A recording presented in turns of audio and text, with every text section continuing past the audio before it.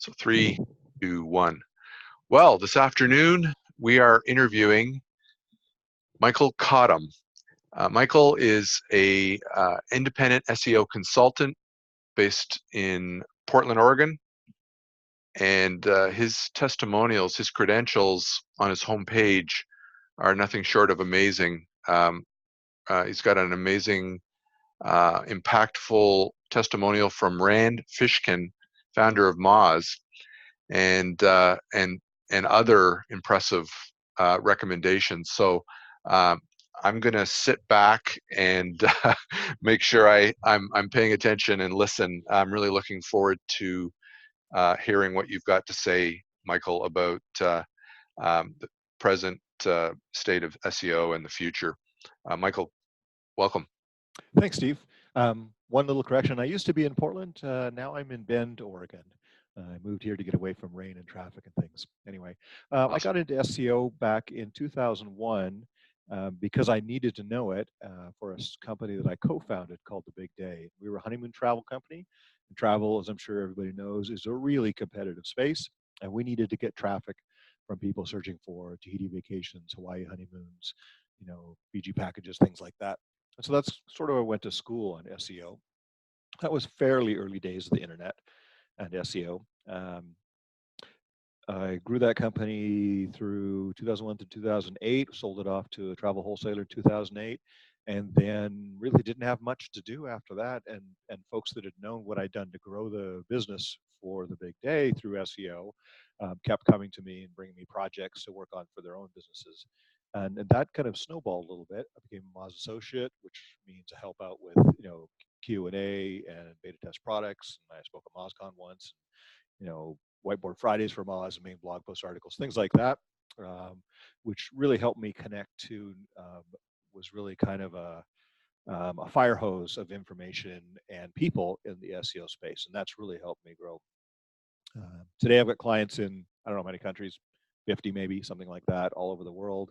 Most of my business it's all from out of my home. Do it over email, phone, Skype, Hangouts, things like that. And it's kind of cool. It gives me exposure to a massive variety of different kinds of businesses, different kinds of people, ideas, sizes of companies, things like that. Amazing. So are you busier than you want to be? Well, I do turn away a lot of business. I turn away any client that competes on keywords with any past client, even if I haven't worked with them for a couple of years. And it's nice because I've got enough of deal flow coming through that I can do that sort of thing. Wow. I get referrals. I rank well for SEO consultant. I rank at page 1 most countries, things like that. So I bet you do. I bet you do. Well, you don't have to talk about your credibility and your credentials because they're all here on your home page. And I may, with your permission, I may even quote Rand Fishkin's testimonial. Sure. It's amazing. And so I would love to hear your perspective on authority and or negative SEO, again, depending on how much time you've got. Okay. Let's start. I'll just cover the authority thing at a very high level. Okay. Back in August of 2018, Google released a pretty major earth-shaking update called Medic. And Medic was about mostly companies, sites that are in the healthcare or financial services spaces, what they call your money, your life, YL. And there, Google was concerned that people were getting content to rank and give out information about some fairly critical topics, healthcare investing, for instance, because of various other SEO factors that didn't have anything to do with whether these people knew what they're talking about. So their whole purpose with all the changes with Medic is to be able to say, okay, for this kind of topic over here, maybe it's on cancer research or drug side effects or what's happening, how you should invest in REITs or whatever happens to be. They wanted to be sure that the person who was the author and the company behind that website actually had some credentials in that space. And so what had happened in the past is the SEO and content creation community had gone like the blazes, cranking out content with people who didn't know a particular topic, but they could research it so that got tons and tons of content out there that either came from a general writer who just found stuff on Wikipedia and other sites and rewrote it all and consolidated it, or even people who were writing misleading content for the purposes of favoring a product or service they were trying to sell, that sort of stuff. So Google's looking for mechanical ways today to figure out that, okay, this article on this little website, the website is maybe a medical clinic that specializes in dermatology, and the doctors that founded this clinic is the author of this particular article, not some content writer or somebody else in the staff. And the doctor is also on this dermatology board at this hospital and is the person who writes a monthly column at this medical magazine, et cetera, et cetera, et cetera. That's the kind of ties Google's looking to draw to say, okay, these indications of these other big entities on the web, this hospital, this medical magazine, things like that, are that this guy's the real deal, knows his stuff, and knows the stuff about this space in particular, because the connections, which is going to be links and other things that put together Google's, knowledge graph, entity graph of who and what is out there in the world as reflected on the web. Trying to tie that all together to say, okay, I know that this person over here is an authority, knows this space because of these connections, and this person over here who's listed as guest blogger or admin on this other article, no idea, can't really trust that. So that's the idea happening there. Google has been a little bit vague about what you should do to build your expertise, authority, and trust on this. But the general idea is if you try to think a bit like Google, they've got to use mechanical means to figure out who their author is. So the answer here for webmasters is things like schema markup that indicates who the author is on the page and ties that author to their profiles on LinkedIn, maybe a board of directors they serve on, a columnist profile page at Huffington Post, that sort of thing. So, Okay. so that's the expertise, authority, and trust thing in a nutshell. Very interesting. Now let's move on to talk about negative SEO. Negative SEO has been talked about for a while, and back when Penguin 4.0 was launched. So Penguin is a series of algorithms that Google has that were meant to essentially punish sites that have been messing around with links in inauthentic ways, buying links, link farms, private blog networks, blog comment spam, all that sort of stuff. The idea of Penguin 4.0 is Google came out and essentially said, folks, we've got this handled. We know how to ignore those. We're not going to even give penalties on stuff like that anymore. So you don't really need to worry about it. That was kind of a white lie. Well, I do believe that Google has made, vast advances in their ability to detect and ignore things like comment spam, to detect blog networks and just forget they ever saw any of those links, that sort of thing.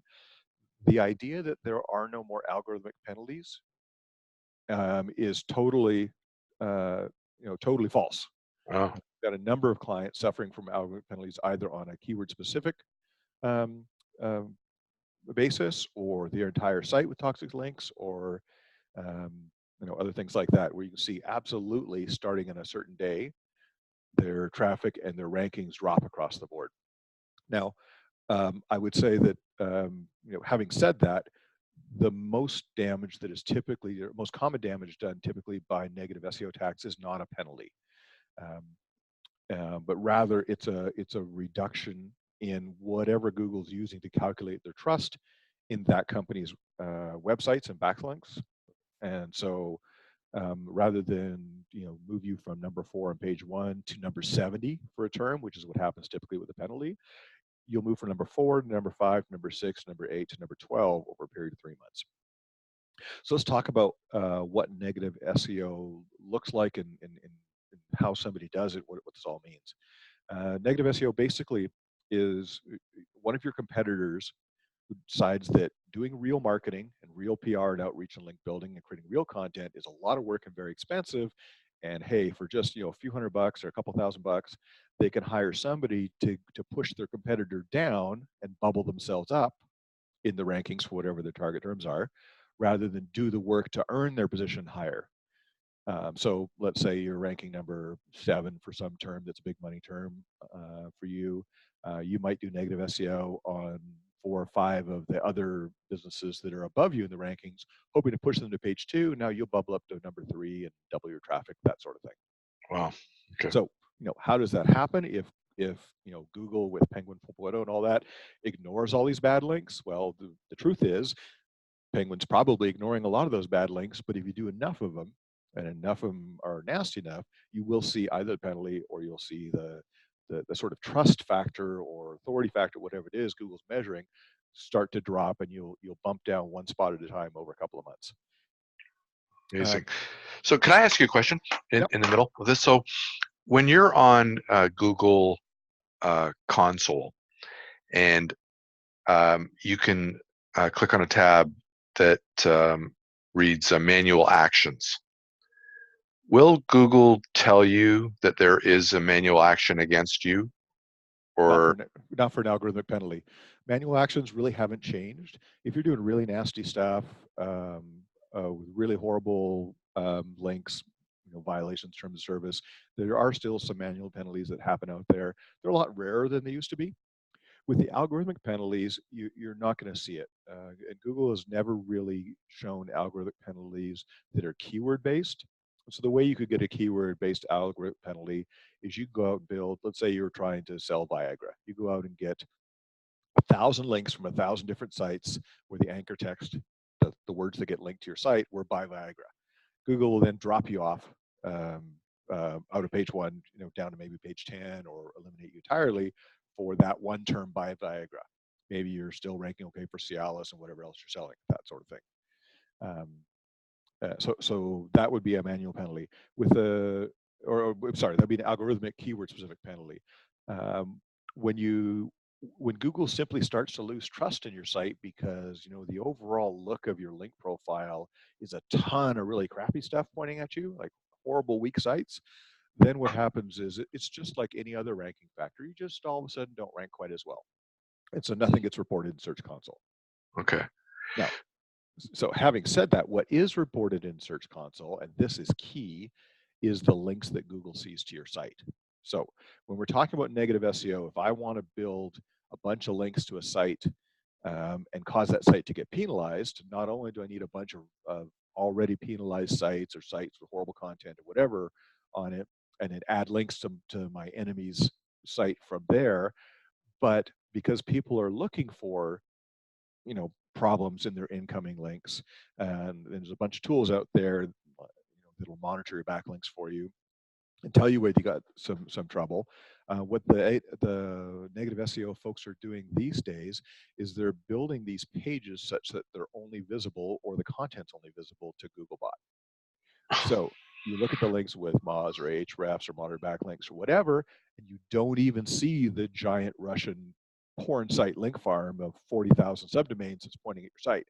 Because when those crawlers visit those pages are cloaking for Googlebot, and if it's not Googlebot visiting them, they'll return a 500 error or a 404 not found or an empty page or something like that. Wow. So let me continue with that, because sorry. the Search Console tie is important here. Search Console is going to report a good representative sample of the links Googlebot is seeing to your site. So that's one thing that the negative SEO folks can't really get around, is if they're going to get Google to punish you for some links, Google's going to show that website owner what those links are, most of them, not all of them, in Search Console's links to your site section.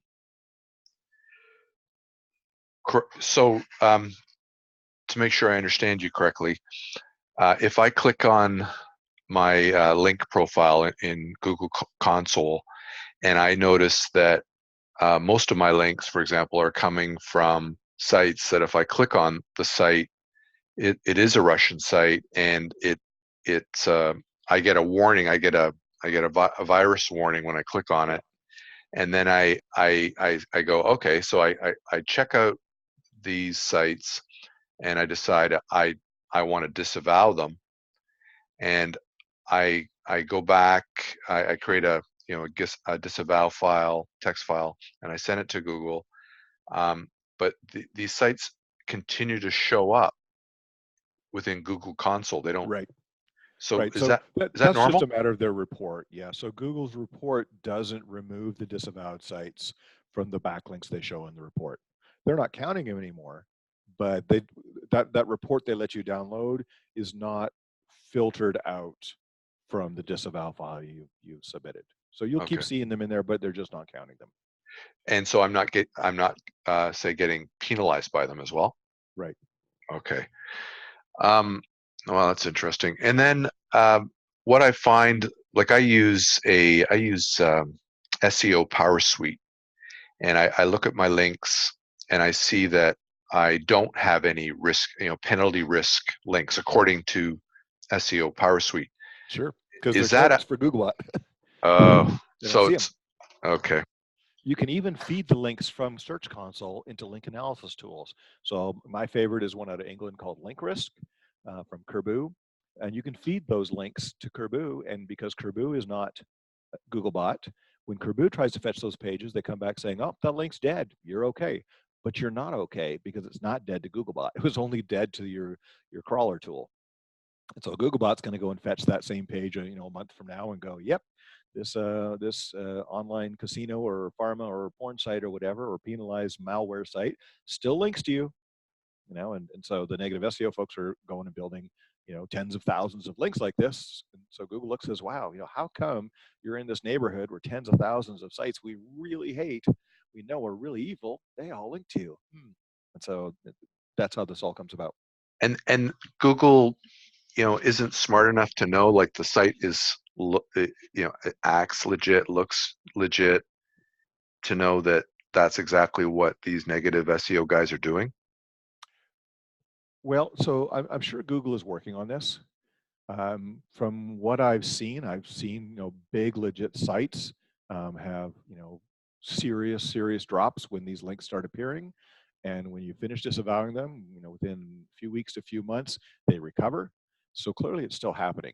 One of the things is that the negative SEO guys, they don't have one trick, right? So it's pretty clear to me that there's one main player in the space.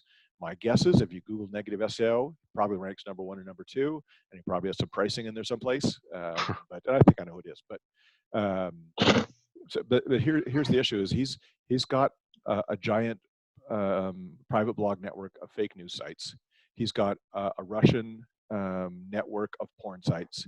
He's got a German and now a French, also like .fr and .de domain networks of numbered subdomains.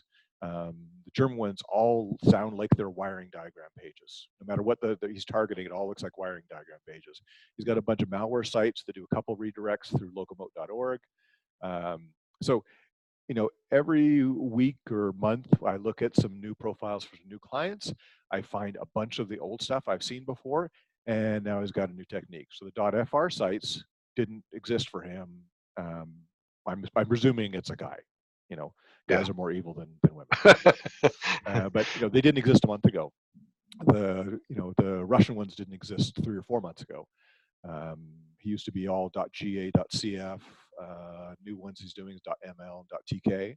And so he's trying new tricks all the time, and he's trying the redirect through locamote.org.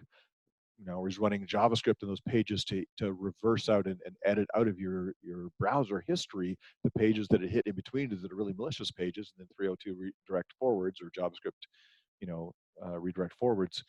There's different tricks all the time, and so as Google finds ways to figure out their patterns and fix them, he's finding new things.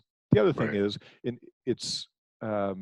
it's in Google's greater interest to spot and remove from search results the real spammers than it is the negative SEO. The honest truth is, collateral damage to a legit site is not really Google's problem.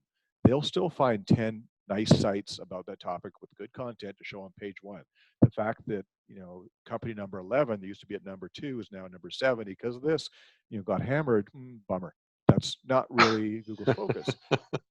They're going to get really bad press if the search results are filled with sites that are thin affiliate sites that don't actually sell anything, that are playing games with backlink tricks and whatever to get themselves on page 1. That's bad press for Google. If we're selling, Kenmore dishwashers, how come these 3 sites are on page 1 when they're not real, you know, appliance Authorities. store owners, Yeah, etc.? There's no reason to be there. So Google's way more concerned about making sure bad backlinks don't help sites than they are about making sure bad backlinks don't hurt legit sites through negative SEO. that makes good sense. Realistic street sense. Yeah. So let me talk about another interesting piece of this, and that is stopping negative SEO. Really what there is you can do today is you can keep reviewing your backlinks, disavow the ones that are clearly garbage, and move on. Lots of my clients say, well, how do we find out who's doing it?